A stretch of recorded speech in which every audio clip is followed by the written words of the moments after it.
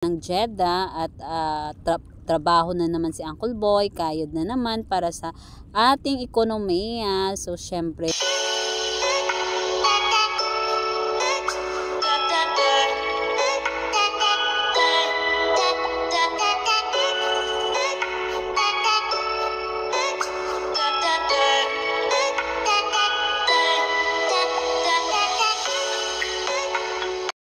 hello mga kabayan, this is your Tita Pinks and welcome to Uncle Boy 1M Channel. So mga kabayan, dito pa rin tayo sa Negros Occidental. So andito pa rin tayo sa Talisay.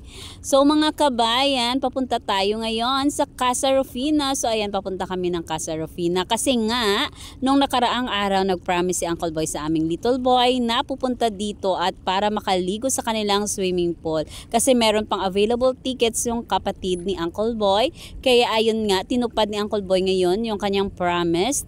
Pero limited time offer lamang ito mga palangga. Kasi sabi ko, 8:45 AM ngayon. So nag-usap kami ni Uncle Boy na dapat 1 hour lamang yung paliligo. Kasi dapat by 10:30 nakauwi na kami sa bahay. Kasi check pa kami ng aming mga dadalhin para ma-finalize. At walang makalimutan kasi may flight pa kami. So aalis kami ng bahay bandang 12:30 ng noon time. So ayun nga, andito na kami mga kabayan sa kanilang pool area. So sabi ko kay Uncle Boy na mag-park na muna dyan at ako'y bababa para tingnan yung office kung may tao na. So ayan, mag-quick tour tayo mga kabayan. Hali kayo, pasok tayo. Samahan nyo ako mga kabayan. So ito yung kanilang function area. So dito tayo, ito yung ating destinasyon ngayon mga kabayan. Tara, pasok kayo mga kabayan. Ayan, sa pagpasok natin ay ayan, bubungad sa atin yung kanilang office. Ayan yung kanilang office. Tapos doon sa dulo yung shower area. Tapos ito yung kanilang swimming pool area mga kabayan at ang kanilang playhouse area naman. So malapad naman siya mga kabayan. So dahil hindi natuloy ang aming outing at wala kaming outing ngayong bakasyon mga kabayan, dito na lamang namin itutuloy yung aming outing sa swimming pool ng Casa Rufina. So ayun nga, gaya ng sabi ko kanina, meron pang tickets yung kapatid ni Uncle Boy. So talagang magagamit namin sa pag-swimming namin ngayon. Actually sila lang, hindi ako mag-swimming mga kabayan. So ayun, ano lang kami, sandaling babad lang dito sa pool mga kabayan. So shower muna before ligo. So ito na yung outing. Okay na.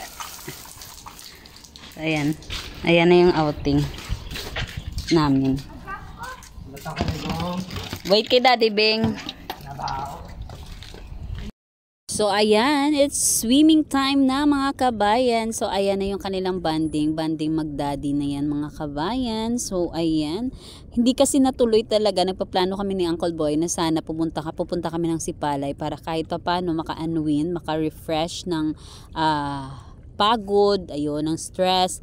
Kaya lang walang time talaga kasi nga ay na-hook na si Mister doon sa pagpapagawa ng aming bahay. Kasi yung kapatid ko lang, tsaka yung papa ko lang yung gumagawa, tsaka yung pamangkin ko. So tumutulong siya sa mga ginagawa doon sa aming bahay. Kaya talagang hindi matuloy-tuloy yung aming outing. At saka yung pinaka-importante sa lahat mga kabayan ay kasi nag-promise si Uncle Boy sa aming little boy, kailangan tuparin para paglaki niya ay yun din yung susundin niya paglaki niya. Natutuparin niya kung ano yung sinabi niya mga kabayan kasi yun yung gusto talaga ni Uncle Boy. So ayan, tingnan nyo kung anong ginagawa ni Uncle Boy. Nagdadampa siya, hindi ko alam kung ano yun sa Tagalog pero laro ng mga batang 80s, 90s yan. So ito pala yung yung mukha ng kanilang pool area mga kabayan. So ayan, nagko-continue ng pagdampa si Uncle Boy. So meron din itong basketball area mga kabayan. So pwedeng maglaro at saka mag-swimming. Ayan. So nag-uusap kami dyan yung regarding sa ticket sa pool na binalik niya na doon sa bahay ng kapatid niya. Yung tirang ticket na 3 kasi 2 lang naman yung nagamit namin kasi hindi nga ako nag-swimming mga kabayan. So ito nga yung yung moment na alam namin may flight na kami mamaya at parang nakakasad kasi babalik na ng Jeddah at trabaho na naman si Uncle Boy, kayod na naman para sa ating ekonomiya. So syempre may mga goal tayo sa buhay, may mga plano tayo sa ating pamilya, kaya kailangan kumayod. Ayun nga, may iwan naman yung aming little boy sa aking kapatid.